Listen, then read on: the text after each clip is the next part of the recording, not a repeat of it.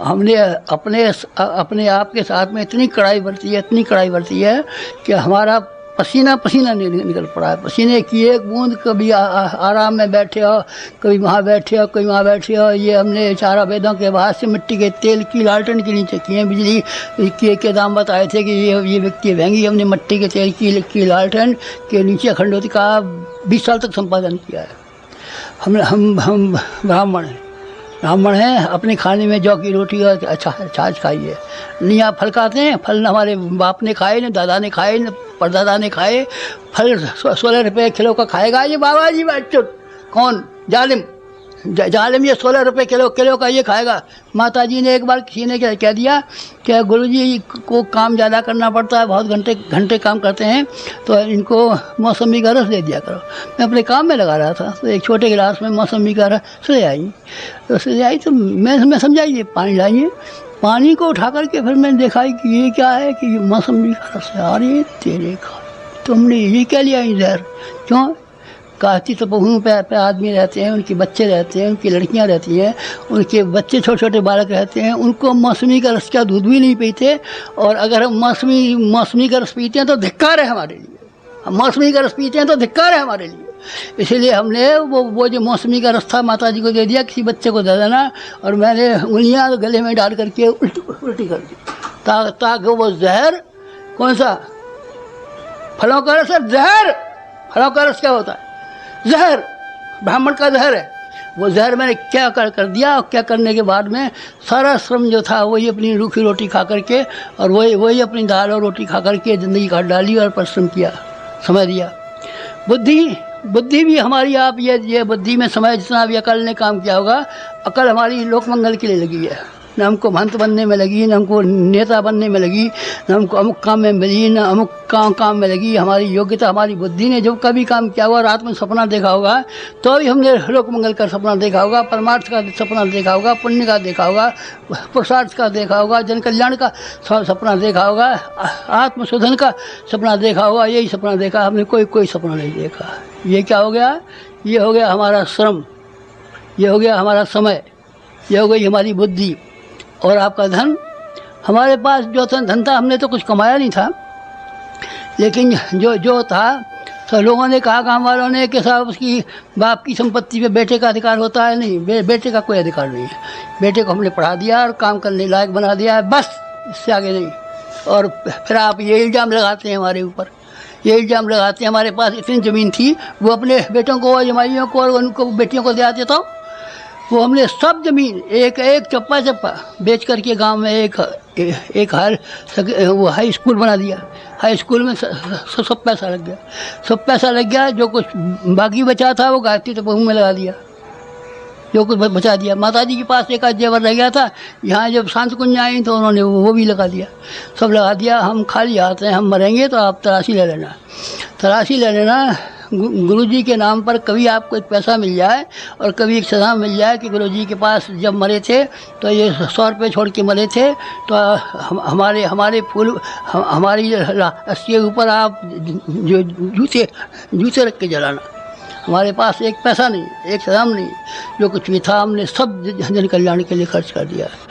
तो क्यों साहब आपने अपने गुरु की आज्ञा मान करके, क्या गुरु की आज्ञा नहीं मानेंगे तो क्या करेंगे? फिर गुरु का बात का नौकर है हमारा कोई? गुरु की क्या आज्ञा मानी हमने? आज्ञा नहीं मानी, उसके लिए समर्पित नहीं हुए। उससे ये कहा कि आप जो कुछ भी कहेंगे हम वही करेंगे, आप चाहे गलत कहते हैं चाहे सही कहते हैं, चाहे हमारा नुकसान जाता है, हमारा सारा नुकसान गया। अगर हमने समय का कुछ उपयोग किया होता तो हम कुछ नौकरी कर लेते, दुकान कर लेते, कुछ तो कर लेते, अपने श्रम का कुछ कर लेते, तो हम खेती कर लेते, कुछ काम कर लेते, कुछ तो कर लेते। जो हमारे बाप दादे लाखों रुपए की जायदादें छोड़ के गए थे, अभी आप मकान देखना हमारा कितना बड़ा मकान, उसमें से जो हम छोड़ के गए थे उस पैसे को बैंक में जमा कर देते, तो उसकी ब्याज से हमारी 7 पीढ़ी बैठ कर के बैंक से खाती रहती है। पर नहीं, गुरु शिष्य की परंपरा बड़ी होती है। गुरु आपने सुना हमारा वो गुरु बकेवत बच्चों, धूर्त, बेईमान, चालाक, गुरु बताता है। गुरु किसे कहते हैं जानता है? हम जानते हैं गुरु को, हमने जीवन में गुरु को समझा है और गुरु ने हमको समझा है कि ये आदमी पात्र है, इसका पात्र है। उसने अपनी सारी शक्ति उड़ेल दी है हमारे ऊपर। उसका तप जो है, जितना पुराना तप है, उसमें एक और एक तप तब उड़ेल दिया हमने, और हमने जो कुछ भी था सब सौंप दिया है। आग ने अपनी सारी गर्मी ईंधन को सौंप दी है, और ईंधन ने अपनी सारी गर्मी सारा शरीर आग को सौंप दिया है। बस ये हो गया। तो आपको फिर क्या मिला इससे?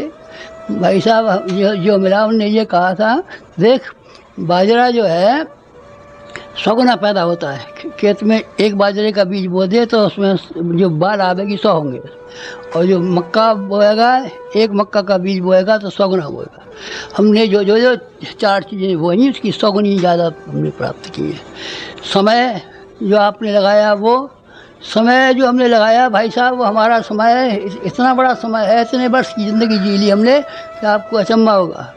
राम वो जो थे विवेकानंद 30-35 वर्ष दिए थे, राम 30-35 वर्ष दिए थे, और विवेकानंद 30-35 वर्ष दिए थे। इतने ही वर्ष में इतना काम कर लिया जो कि 350 वर्ष में नहीं हो सकता।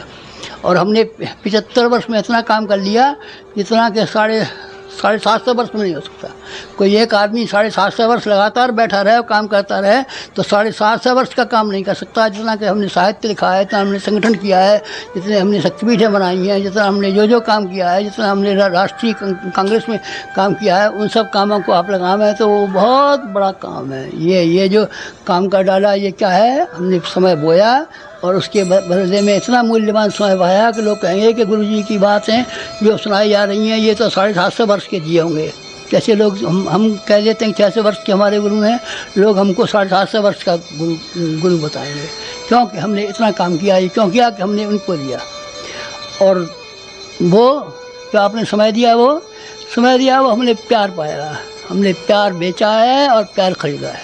हमने प्यार लौटाया है और प्यार समेटा है। इतना प्यार कि हमारे पास जो कुछ पुण्य रहा होगा, गुरुजी हमारा ये आदमी बीमार है, आप ठीक कर दीजिए, हमारे पास कोई पुण्य का भाग रहा होगा तो हमने उसको दे दिया होगा। जो अच्छा हो गया होगा और रोता हुआ आया होगा, हंसता हुआ गया होगा।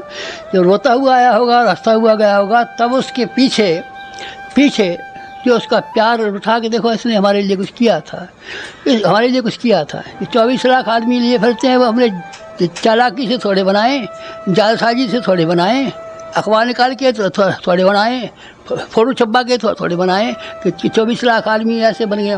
24 लाख आदमियों के लिए हमने कुर्बानियाँ की हैं, और वो आदमी कुर्बानियाँ करने के लिए हमेशा हमारे लिए तैयार है, हमेशा हमारे लिए तैयार है। जब कभी भी हम शक्तिपीठों के उद्घाटन में गए तो जहाँ कहीं भी गए तो लोगों ने सुना कि यहाँ गुरुजी आ रहे हैं, तो 20-20 कोस से आदमी बैलगाड़ियों में चढ़ कर के आए, और छोटे छोटे देहातों में 1-1 लाख आदमी की भीड़ हुई, 1-1 लाख आदमी की भीड़ हुई।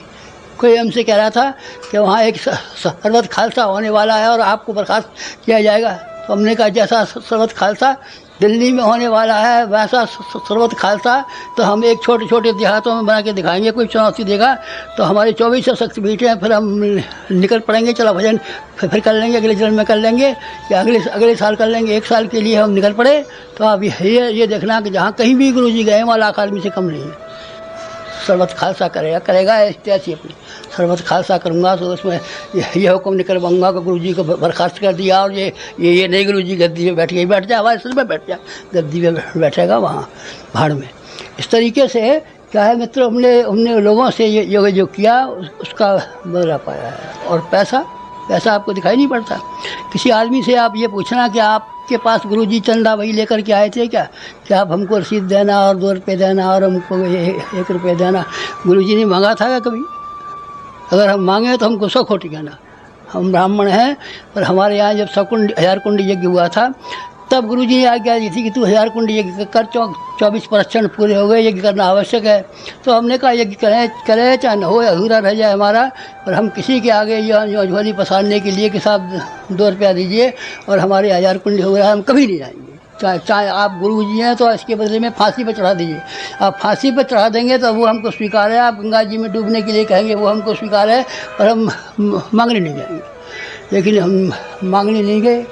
फिर कितना खर्च हुआ है आप जानते हैं? 2400 शक्तिपीठें बनी हुई हैं, एक शक्तिपीठ 10-10 लाख की बनी हुई है। आप जूनागढ़ जाके आइए, पूरे पत्थर की बनी हुई है। आप अहमदाबाद होकर के आइए, कितनी शानदार बनी हुई है। आप सहरसा होकर के आइए, देख के आइए कितनी बड़ी बनी हुई है। आप भिलाई देख कर के आइए, 10 लाख रुपए की शक्तिपीठ बनी हुई है। एक एक शक्तिपीठ को देखें तो आप करोड़ों करोड़ों रुपए की शक्तिपीठें बनी हुई है। कि किसकी?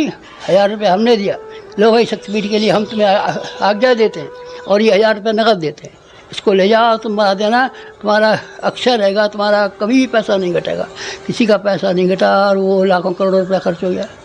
यहाँ है, यहाँ आप देखते हैं शांति कुंज में चौकाई देख लीजिए, खड़े रहिए आप सवेरे से शाम तक, और ये देख लीजिए कि सवेरे 6 बजे से लेकर शाम को 6 बजे तक इनका चौका चलता रहता है कि कितने आदमी खाना खाते हैं।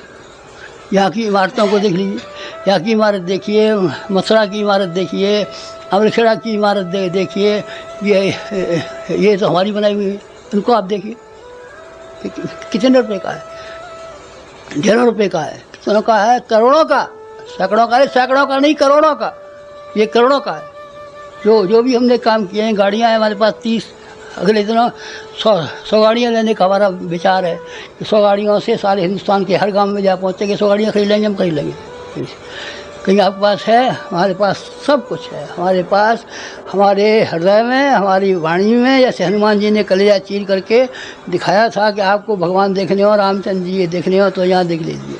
तो गुरु की कृपा देखनी हो तो हम आपको अपना कलेजा चीर के दिखा सकते हैं, और उसमें आपको गुरु हमारा बैठा हुआ दिखाई पड़ेगा। और वो ऐसा समर्थ गुरु है कि न हमें रुपये का भाव पड़ता है, न पैसे का भाव पड़ता है, न किसी का भाव पड़ता है, न डरने का भाव पड़ता है, न विरोधी का भाव पड़ता है, न निंदक का भाव पड़ता है। किसी का असर नहीं हमारे पर। आप इतने निर्भीक हैं, हम बिल्कुल निर्भीक हैं। कोई हमने तो सुना है कि फलाना आदमी आपका प्रतिद्वंदी खड़ा हो गया है और आपको गद्दी पैसे उतार देगा, बैठ जाएगा, देख लेंगे गद्दी पर उतारेगा, आएगा तो यही हमारे पास उतार दे, तब देख लेंगे हम कैसी गद्दी पैसे उतार देगा।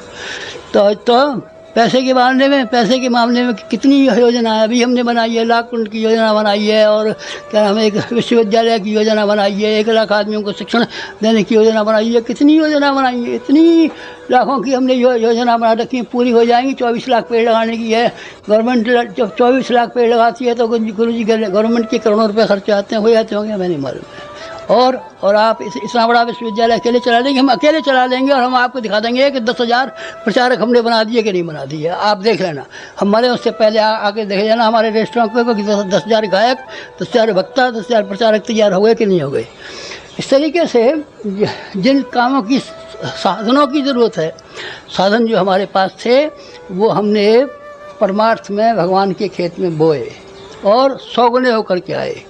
जो उसमें से मक्का 100 गुनी हो जाती है, बाजरा 100 गुना हो जाता है। हमारे पास जो कुछ भी मुट्ठी भर था, सुदामा के तंदुलों की तरीके से हमने भगवान के चरणों पर अपनी पोटली चढ़ा दी, और उन्हें हमारे चरण धो करके पिए, और जो कहा कि द्वारका की राजधानी इसको सुपुर्द कर दो। किसको? सुदामा को। कौन है आप? हम सुदामा हैं। सुदामा है जिसमें भगवान ने अपना मकान सौंप दिया है, जिसने अपना घर सौंप दिया है, जिसने अपना राजपाट सौंप दिया है, और वो गरीब सुदामा के यहाँ दे दिया है। हम हैं सुदामा, लेकिन जिनके प्रति हमारी निष्ठा है, जिसके प्रति हमारी मित्रता है, जिसकी हमारे पास हमारी घनिष्ठता है, वो इतना संपन्न और इतना साधनवान है कि हमको ये मालूम पड़ता रहता है। हमेशा जब हम चलते हैं तो ये मालूम पड़ते हैं कि हम कोई सेठ हैं, कि हम कोई राजा हैं, कि हम कोई मिनिस्टर हैं, कि हम जाने कौन हैं, कि जाने कौन हैं। और जब हम चलते हैं तो आपको कहीं डर नहीं लगता, किसी से नहीं। हम हमारे आगे आगे 2 बॉडीगार्ड चलते हैं, पायलट, 2 पायलट चलते हैं, और 2 हमारे पीछे पीछे बंदूकधारी वो चलते हैं। कौन? बॉडीगार्ड। ये कौन है साहब बॉडीगार्ड? और ये कौन है? पायलट। आपके हमारे पायलट हैं, हमारा भगवान और हमारी जीवात्मा, इसके लिए हमारा जीवन समर्पित हुआ है। ये हमारे जीवन के थोड़े से अध्याय आपको मैंने इसलिए बताए कि आप में से कोई आदमी ये न कहे कि अध्यात्म बेकार है, अध्यात्म झूठा है, अध्यात्म से कोई फ़ायदा नहीं है, अध्यात्म बहकावा है, अध्यात्म छलावा है। तो आप इनमें से जो बातें कही, आप हर एक बात की इंक्वायरी कर लीजिए। अगर इसमें आप इसमें एक भी बात झूठी मिले तो आप ये मानना कि अध्यात्म का कोई फल नहीं होता। ये निरर्थक है। निरर्थक होते हैं वो जिनके के अध्यात्म का नाम सुना है और जिन्होंने जीवन में उतारा नहीं है, जीवन से 1000 मील दूर रखा है, जीवन से लाख मील दूर रखा है। कभी माला देवी की घुमा दी है, कभी चंडी की घुमा दी है, कभी रंडी की घुमा दी है, कोई महादेव की घुमा दी है, कोई फलाने की घुमा दी है। ये स्वांग तो करता रहा है, पर अध्यात्म को जीवन में समाविष्ट किया है। हमने जीवन में समाविष्ट किया है। जीवन में समाविष्ट किया है। बस ये हमारे जीवन के 75 पन्ने की किताब के थोड़े से ऐसे अध्याय हैं, थोड़े से प्रश्न हैं, इनको आप देख इनको आप पढ़ लेना, फिर आप इनकी तहकीकात करना। जो यहाँ कहा गया था वो सचमुच कहा गया था या हमको बहकावे के लिए क्या कहा गया था? यानी कि अध्यात्म ने वास्तव में चमत्कार दिखाए थे कि हमको बहकाने के लिए कह रहे थे? आप देखना इसको, ये आपको हम चैलेंज करते हैं। तो हमारा अध्यात्म सही है और उसका था ये आपको हमने अपने जीवन में से अध्यात्म का स्वरूप, अध्यात्म का फल, अध्यात्म का प्रयोग ये बता दिया। बस ये 75 पन्ने की किताब में से आप इतना ही पढ़ लें, इतना ही समझ लें तो आपने समझ लिया। भागवत पढ़ ली, गीता पढ़ ली, रामायण पढ़ ली, सब पढ़ लिया और उसका सार समझ लिया और ये जान लिया कि अध्यात्म सही है, सच्चा है, इसके फल और परिणाम और रिद्धियाँ और सिद्धियाँ सब ही सही है।